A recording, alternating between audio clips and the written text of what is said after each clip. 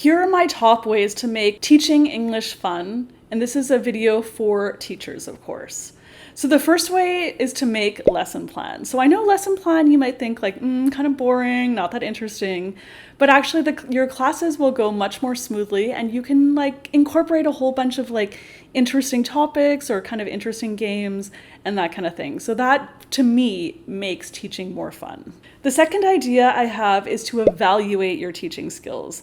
So I don't mean like thinking about, oh, I'm good at this or bad at this, but each lesson that you do, kind of just like quickly think what went well and what didn't go well. The things that went well, incorporate more of that into your classes, and then the things that didn't go well, incorporate fewer of those kind of things into your classes. So if you constantly keep improving, your classes will be better, and this will make teaching English more fun.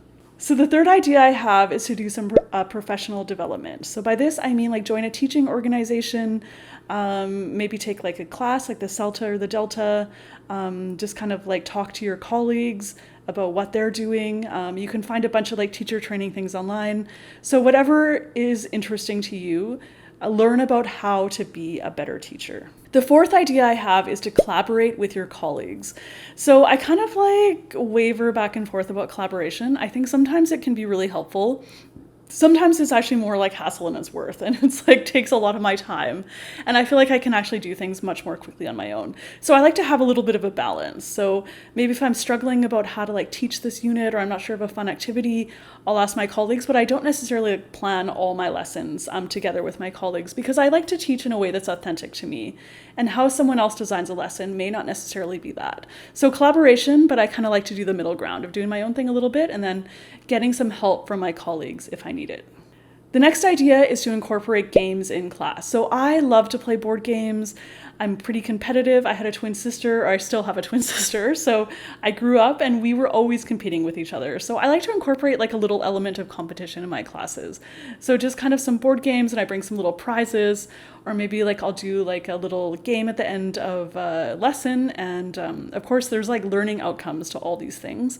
So I don't just like randomly play games in class, but it's like used as a way to review whatever I've taught in that lesson. Students kind of get excited and pumped up about it, even from like kindergarten students to university students. Everyone's excited about a little game if they can win a little prize. So incorporate some games in your classes and students will really enjoy it, and I enjoy it too as well.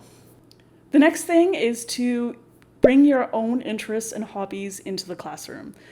So one example I just mentioned, I love board games. So if I'm doing like a little party class or just kind of like a little free class, I'll bring actually some of my own board games into the class. So this works well for like small classes of say 3 or 4 or 6 students.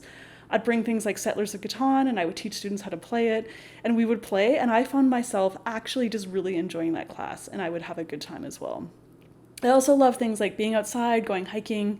So I would try to like plan classes. Maybe we could go on a hike on the weekend. And of course, this is for adults as well. So we'd maybe go hiking on the weekend, kind of like taking English outside the classroom and kind of getting to know my students on a more personal level. Also in Korea, people love like eating and drinking. So I'd often plan like dinners with my students as kind of like the final class as a way to celebrate. Sometimes I would bring, if I had like only a few students, maybe we'd go to a coffee shop and just kind of hang out and chit chat. And so just kind of like whatever your interests are, try to incorporate that into your classes. The next way is to mix it up. So if you kind of do the same old like stale, boring thing all the time, your students are going to feel bored, you're going to feel bored. So one example I have is when I taught in Korea, I taught at this university, and for 2 years we used the same book, World Link 1, for Conversation 1, like the beginner conversation level. And I taught in a semester, I taught like each class maybe like 8 times. So I taught the same unit 8 times that semester, 8 times next semester, 8 times next semester, 8 times next semester.